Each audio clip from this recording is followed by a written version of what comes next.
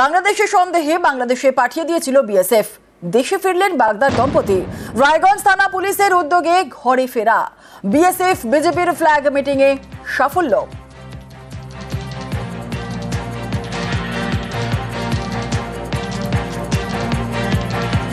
রায়গঞ্জের ভাটল ফাঁড়িতে আনা হয়েছে দম্পতিকে। বাংলাদেশি সন্দেহে মুম্বাইয়ে গ্রেফতার দম্পতি। রায়গঞ্জ সীমান্ত দিয়ে বাংলাদেশে পুশব্যাক দম্পতিকে। বৈধ নথি জমা দেওয়া সত্ত্বেও পুশব্যাক। পুলিশ প্রশাসন যেভাবে আমার সহযোগিতা করলো সেভাবে আমার ছেলেটাকে আমি খুঁজে পেয়েছি, অথচ আমি বুকে জড়িয়ে ধরে রেখেছি। তা এখন বর্তমানে খুব খুশি আছি আমি, যে সমস্ত পুলিশ প্রশাসনকে ধন্যবাদ জানাই যে আমার সাথে সাপোর্ট করার জন্য বা আমার ছেলেকে আমার বুকে ফিরে দেওয়ার জন্য।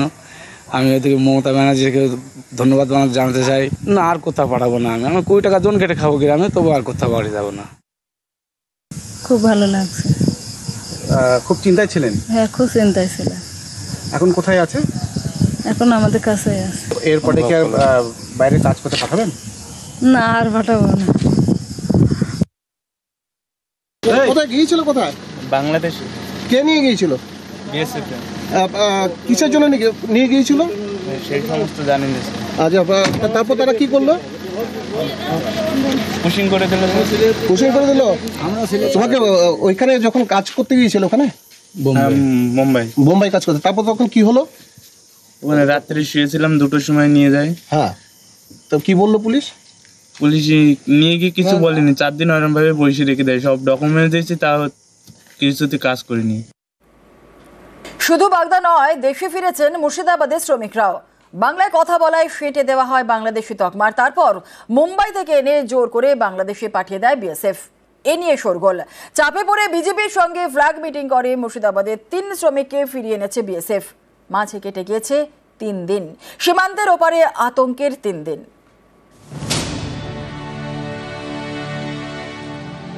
আপনার বাড়ি কোথায়? মানে আপনি ইন্ডিয়ান স্থায়ী নাগরিক, কি আপনার মা আসছে নাকি? আমি প্রুফ দিয়েছি, বুঝে তোর সব প্রুফ ডুপ্লিকেট। জোর করে আমার ভেস প্যাক করে মেরি বাংলাদেশ পাঠিয়ে দিচ্ছে। এতদিন যেটা ছিল দেশ, হঠাৎ করে সেই দেশ থেকে বের করে দেওয়া হলো। আচমকা দেশ ছাড়া, বিদেশের সীমান্তে দিশাহারা। কান্নাকাটি করেন না, দাঁড়ান কান্নাকাটি করেন না, একটু কথা বলি। পশ্চিমবঙ্গের বাসিন্দা গ্রেপ্তার করে মুম্বাই পুলিশ। সেখান থেকে কোচবিহারে এনে তাদের জোর করে বাংলাদেশে পাঠিয়ে দেয় বিএসএফ। অপরাধ একটাই, বাংলায় কথা বলেন, তাই নাকি বাংলাদেশি। গত শুক্রবার ভোরে পশ্চিমবঙ্গের 3 শ্রমিককে জোর করে বাংলাদেশে পাঠিয়ে দেয় বিএসএফ। 0 পয়েন্টে নদীর চরে কেটেছে আতঙ্কের 3 দিন।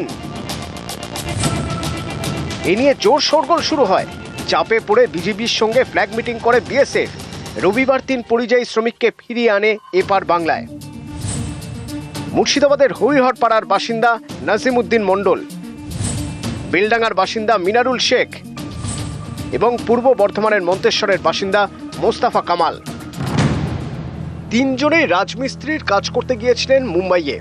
অভিযোগ, বাংলায় কথা বলায় তাদের বাংলাদেশি বলে দাগিয়ে দেওয়া হয়। তাদের গ্রেপ্তার করে মুম্বাই পুলিশ। সেখান থেকে আনা হয় কোচবিহার। বিএসএফ জোর করে পাঠিয়ে দেয় বাংলাদেশে। শেষমেশ রবিবার দেশে ফেরা।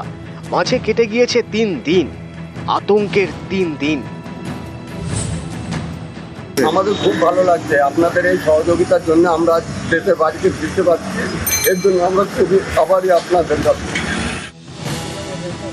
শুক্র থেকে রবি 3 দিন কেটেছে চরম উৎকণ্ঠায়। বাংলাদেশ থেকেই বাড়িতে ফোন করেন মুর্শিদাবাদের নাজিমউদ্দিন মণ্ডল। পরিজনরা প্রশাসনের সঙ্গে যোগাযোগ করেন। চাপে পড়ে বাংলাদেশে পাঠানো শ্রমিকদের ফিরিয়ে এনেছে বিএসএফ। আমরা বোম্বাই কাজ করতে গেছিলাম, আমাদেরকে পুলিশ ধরেছিল। ওখানে পুলিশ ধরে সিধা আমাদের যেটা ডকুমেন্টস দেখাচ্ছি, ডকুমেন্টস ভ্যালু করেনি, মারধর করেছিল আমাদেরকে এখানকার বিএসএফ। মেরি ধেরি বিলি করে বাংলাদেশে নাগরিক বলে নিচ্ছে। তার কাটার ভিতর দিয়ে বাংলাদেশে আমার পাঠিয়ে দেয়। কারা? বিএসএফ। বিএসএফ যদি ঘুরি যদি তাকাস সালা গুলি মারবো। বলছে আসবে, তা যেতে যেতে মারতে নিয়ে যাচ্ছে। বলছে আর বলবি ইন্ডিয়ান নাগরিক। আমরা বলছি ইন্ডিয়ান নাগরিক, আরও মারে। মেটলিগঞ্জ থানার পুলিশ, থানার লোক আমাকে বহুত হেল্প করেছে। রবিবার 3 পরিযায়ী শ্রমিককে বাংলাদেশ থেকে কোচবিহারের মেখলিগঞ্জে আনা হয়। পুলিশের হাতে তাদের তুলে দেয় বিএসএফ। বাংলাদেশের সাইডে বিজেপির কাছে ইনারা অ্যারেস্ট ছিলেন। সেই খবর পেয়ে কুচবিহার জেলা পুলিশ তৎপর হয়ে ওঠে এবং আমরা সঙ্গে সঙ্গে তাদের সমস্ত যে ভারতীয় নাগরিক সেটা প্রমাণ করার জন্য সমস্ত ডকুমেন্ট কালেক্ট করি এবং বিএসএফকে আমরা ফরমান চ্যানেলে আমরা প্রপারলি তাদেরকে অ্যাপ্লিকেশন করি এবং রিকোয়েস্ট করি যে তারা যত তাড়াতাড়ি সম্ভব এই ভারতীয় নাগরিকদের ফিরিয়ে আনে। বিএসএফ তৎপরত হয়ে বিজেপির সাথে ফ্ল্যাগ মিটিং করে এবং ফ্ল্যাগ মিটিং করে 3 জন ব্যক্তিকে হ্যান্ডওভার করে বিজেপি বিএসএফ এর হাতে এবং তারপর তারা মেখলিগঞ্জ থানাকে হ্যান্ডওভার করে দেয়। সীমান্তের ওপারে কিভাবে যে আতঙ্কের 3 দিন কেটেছে সেটা শুধু নাজিমুদ্দিন রাই জানেন। নাজিমুদ্দিনের বাড়ি মুর্শিদাবাদের হরিহর পাড়ায়। এই হচ্ছে তার আধার কার্ড, ভোটার কার্ডও রয়েছে নাজিমুদ্দিন মণ্ডলের। রুজির টানে গিয়েছিলেন মহারাষ্ট্রে। অভিযোগ, বাংলায় কথা বলার অপরাধে বাংলাদেশি বলে দাগিয়ে দেওয়া হয়। শুধু তাই নয়, বাংলাদেশি অনুপ্রবেশকারী সন্দেহে নাজিমুদ্দিন সহ 3 জনকে গ্রেপ্তার করে মুম্বাই পুলিশ। তাদের পরিবারের প্রশ্ন, বাংলার বাইরে গিয়ে বাংলায় কথা বলা কি অপরাধ? বাংলায় কেউ কথা বললেই কি তিনি বাংলাদেশি হয়ে যান? বাংলাদেশি হিসেবে দাগিয়ে দেওয়ার আগে মুম্বাই পুলিশ কি পরিযায়ী শ্রমিকদের পরিচয়পত্র খতিয়ে দেখেছিল? বিএসএফ কি তদন্ত করে দেখেছিল? কেন তারা বাংলা শ্রমিকদের বাংলাদেশি তকমা দিয়ে জোর করে বাংলাদেশে পাঠিয়ে দিল? কোচবিহার থেকে শুভঙ্কর সাহা, নিউজ 18 বাংলা। জোর করে সীমান্ত পারে ক্ষুব্ধ মুখ্যমন্ত্রী। বাংলা ভাষায় কথা বললে পুশব্যাক, আধার প্যান থাকলেও পুশব্যাক, বাংলাদেশি বলে দাগিয়ে দেওয়া হচ্ছে কেন? পুশব্যাকে ধিক্কার জানালেন মুখ্যমন্ত্রী। বিধানসভায় বিজেপিকে তোপ মুখ্যমন্ত্রীর। স্বাধীনতার পর থেকে 1947 সালের পর থেকে, বিশেষ করে 1971 সালে বাংলাদেশ তৈরি হওয়ার পর থেকে বিভিন্ন সীমানা দিয়ে আমাদের রাজ্যে ঢোকে। 2014 সাল পর্যন্ত যারা এসেছেন তাদের জন্য আমাদের সরকার সিএ এনেছিল। মমতা বন্দ্যোপাধ্যায় ভোট ব্যাংকের জন্য দেশের ক্ষতি করলেন, সিএ এর সাথে এনআরসি যুক্ত করলেন, প্রচুর মানুষকে ভয় দেখালেন সিএ তে কেউ অ্যাপ্লাই করবেন না। তার ফলে এখন এই সমস্ত সমস্যা হচ্ছে। আপনাকে তো প্রমাণ দেখাতে হবে যে আপনি ভারতের নাগরিক অথবা আপনি সিএ তে অ্যাপ্লাই করেছেন। আপনারা সিএ তে অ্যাপ্লাই করে রাখুন, আর তার যে অ্যাকনলেজমেন্টটা বেরোবে সেটাকে প্রিন্ট করে নিজের পকেটে রাখুন, নিজের পার্সে রাখুন, নিজের ব্যাগে রাখুন। যে কোনো স্টেটে বিপদের সামনে পড়বেন, সিএ এর অ্যাপ্লিকেশনটা দেখাবেন, তাহলে পরে আপনাকে কেউ ডিপোর্ট করতে পারবে না। ভারতবর্ষের মধ্যে কোথাও বাংলা ভাষায় কথা বললেই বলে দেওয়া হচ্ছে বাংলাদেশি। বাংলা ভাষায় তো বাঙালি কথা বলবেই, তো তারা তো ভারতীয় তথ্য প্রমাণ নথি সব রয়েছে। অনুপ্রবেশকারী হয় তো তার বিরুদ্ধে ব্যবস্থা হোক। বিএসএফ কেন আটকাতে পারেনি অমিত শাহ জবাব দেবে। কিন্তু যারা বাংলায় কথা বলেন এবং ভারতীয় তাদেরকে ধরে বাংলাদেশে পাঠিয়ে দেওয়া হচ্ছে, বিএসএফ এর হাতে তুলে দেওয়া হচ্ছে। এগুলো আমরা তীব্র বিরোধিতা করছি। মুম্বাইয়ে নিখোঁজ মুর্শিদাবাদের আর এক শ্রমিক বাংলাদেশি সন্দেহে আটক করে মুম্বাই পুলিশ।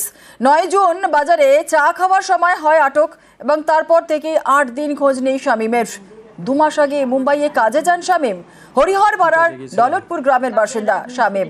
যোগাযোগ করতে পারছে না তার পরিবার। শামীমকে ফেরাতে প্রশাসনিক তৎপরতা।